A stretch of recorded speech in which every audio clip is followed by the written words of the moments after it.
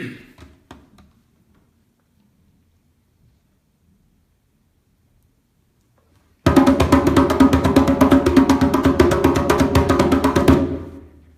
story, when it was originally told, was told a long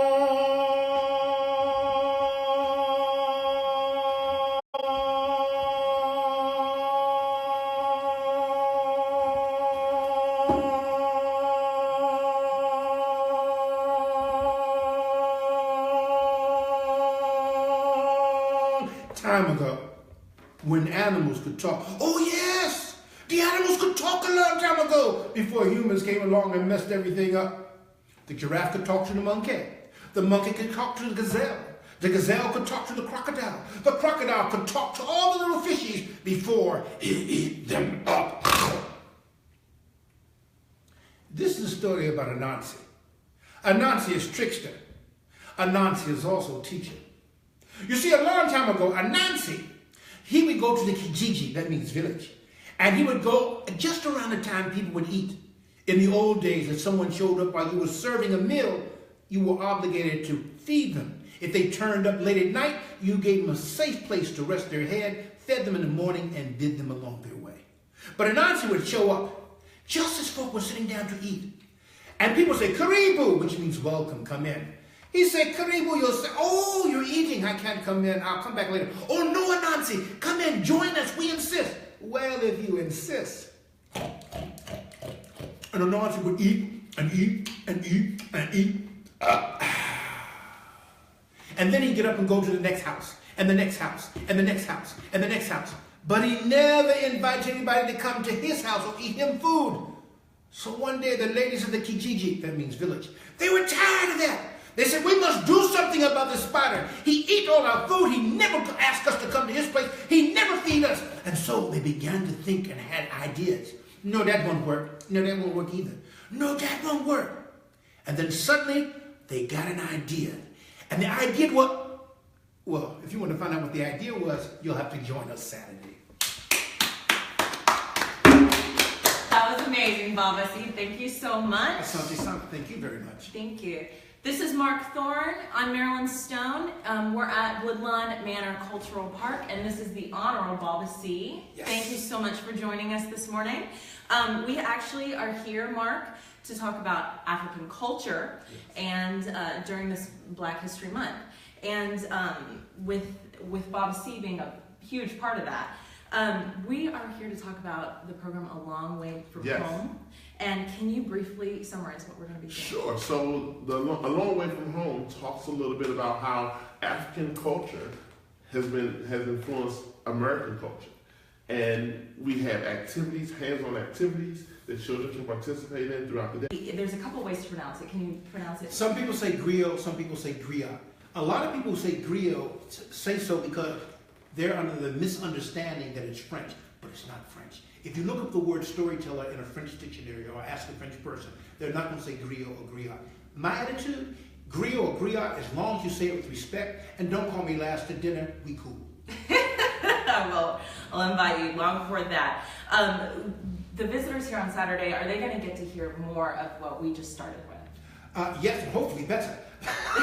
But yes, they're going to hear probably about Anansi and maybe about how the baboon got a shiny behind, and maybe about Doom Doom. And Doom Doom is a character very popular in some of the American islands.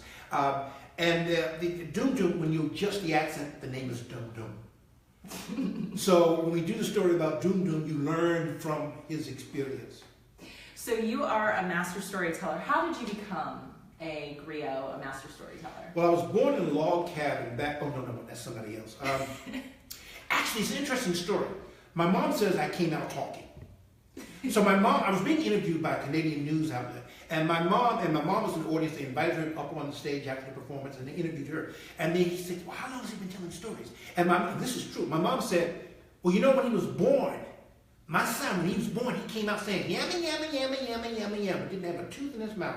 Yamma, yamma, yamma, yamma, yamma. So when the doctor held him upside down, you know, he used to spank babies from behind and make him cry, take that first fresh air. Well, he spanked my baby, and he went, shut up, shut up, shut up. And my mom said, my child, without a tooth in his mouth, yamma, yamma, yamma, yamma, looked up at the doctor and said, actually, that was not necessary. So what is your main purpose, your main responsibility as a storyteller? Well, see, I'm a griot and a storyteller, because all griots are storytellers, but not all storytellers are griots. Mm-hmm. So as a griot, I'm a living library, which means I have a lot of voices, a lot of stories in my head waiting to be told.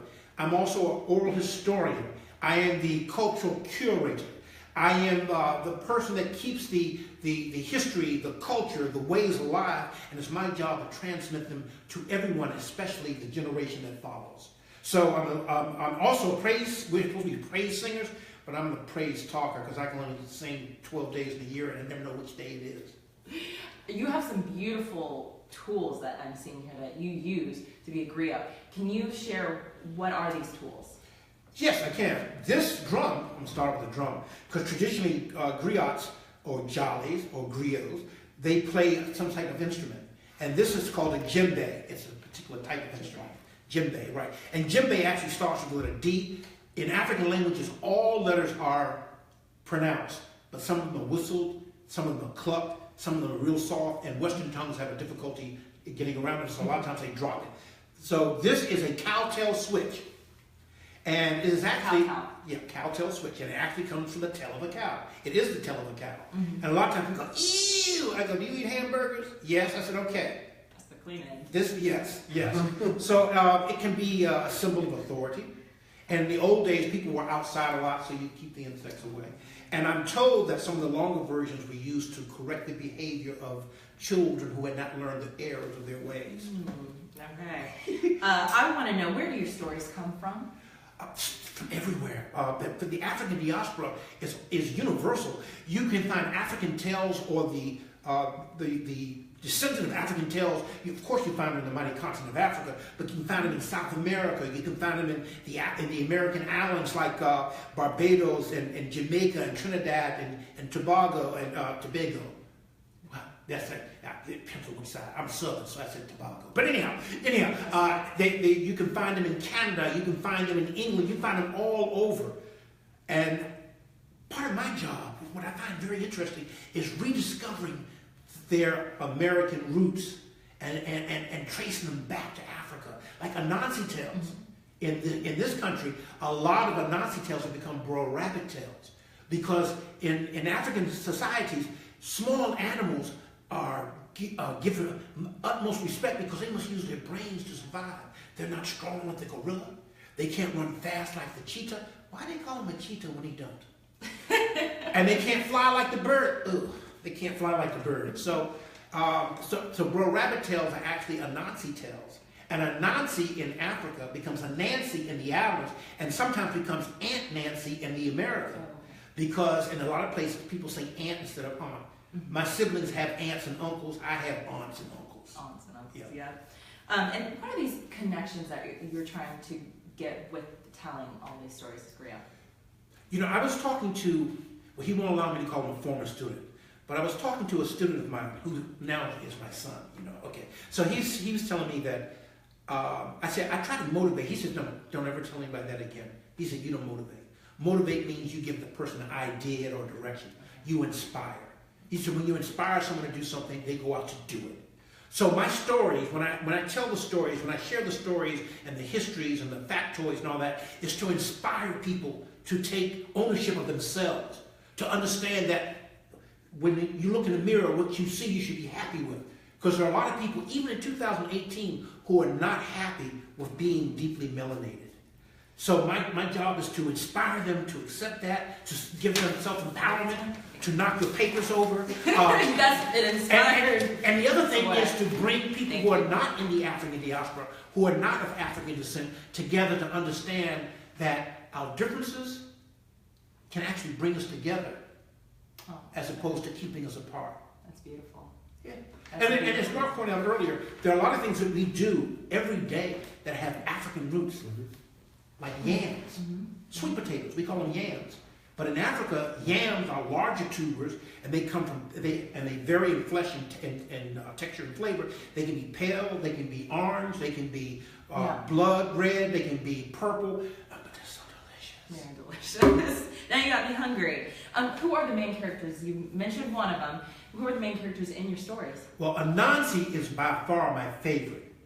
But there's also... He's a spider. He's a spider. He is the spider. And many people say he's the first superhero.